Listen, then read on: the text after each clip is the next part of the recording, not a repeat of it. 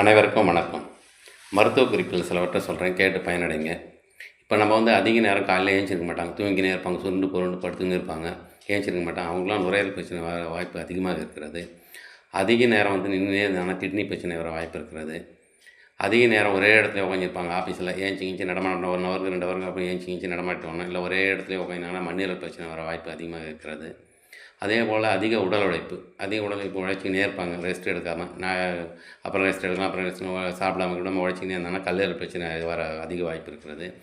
அதே போல் அதிக நேரம் டிவி பார்க்குறது, செல்லு நோண்டின்னு இருக்குது, அதிக நேரம் கண் வீசி டைப் 2 சக்கரை வர வாய்ப்பு இருக்கிறது. அதே போல் மூளை பாதிப்பு ஏற்பட வாய்ப்பு இருக்கிறது, இதய பாதிப்பு ஏற்படவும் வாய்ப்பு இருக்கிறது. அதே போல் ரொம்ப கோவப்பட்டாங்கன்னா அவங்களுக்கு கல்லீரல் பிரச்சனை இருக்குதுன்னு அர்த்தம். அதிகம் பயப்படுறாங்கன்னா அவங்களுக்கு கிட்னி பிரச்சனை இருக்க வாய்ப்பு அதிகமாக இருக்கிறது. அதே போல் துக்கப்பட்டுனே இருப்பாங்க, துக்கப்பட்டுனே இருந்தால் அவங்க நுரையீரல் பிரச்சனை இருக்க வாய்ப்பு அதிகமாக இருக்கிறது. அடிக்கடி கவலைப்பட்டுன்னு சாப்பிடாமல் இருப்பாங்க, அவங்களுக்கு குடலில் பிரச்சனை ஏற்பட வாய்ப்பு இருக்கிறது. அதிக நேரம் முழிச்சுன்னு இருக்கக்கூடாது, டிவி பார்த்துன்னு இருக்கக்கூடாது, செல்லு நோண்டின்னு இருக்கக்கூடாது. இதெல்லாம் இல்லாமல் இருந்தீங்கன்னா டைப் 2 சக்கரை வர வாய்ப்பும் கம்மி, மாரடைப்பு வர வாய்ப்பு கம்மி. சீக்கிரம் தூங்கணும், ரொம்ப நேரம் வீழ்ச்சின்னு இருக்கக்கூடாது, மூளை பாதிப்பு ஏற்படவும் வாய்ப்பு இருக்கிறது.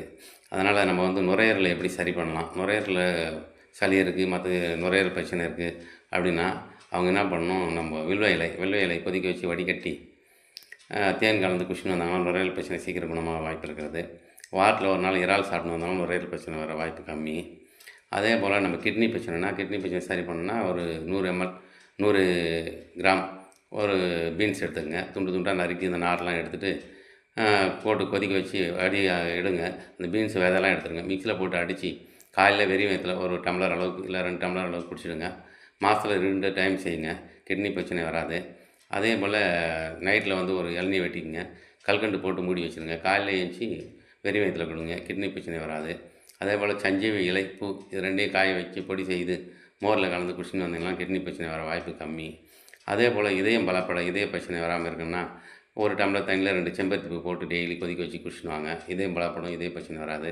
அதே போல் வெண்தாமரை இதழ்களை போட்டு கொதிக்க வச்சு வடிகட்டி குடிச்சுன்னு வாங்க, அதுமாரி இதய பிரச்சனை வர வாய்ப்பும் கம்மி. அதே போல் நம்ம ஒரு 2 எலுமிச்சம்பழம் எடுத்துங்க, 4ஆக கட் பண்ணி சாரை மட்டும் எடுத்துருங்க, தோலை துண்டு துண்டாக நறுக்கி 2 டம்ளர் தண்ணியில் போடுங்க, தோலை போடுங்க, அதை ஜூஸ் போட்டு குடிச்சிடுங்க. அந்த எலுமிச்சம்பழம் சாரை தோலை மட்டும் துண்டாக்கி நறுக்கி போடுங்க. அதை கூட ஒரு துண்டு இஞ்சியை போட்டு கொதிக்க வச்சு வடிகட்டி குடிச்சுன்னு வாங்க, இதயம் பலப்படும். இல்லை தேன் கலந்து குடிச்சுன்னு வந்தாலும் இதயம் பலப்படும். நம்ம சேனலை சப்ஸ்கிரைப் பண்ணுங்கள், லைக் பண்ணுங்கள்.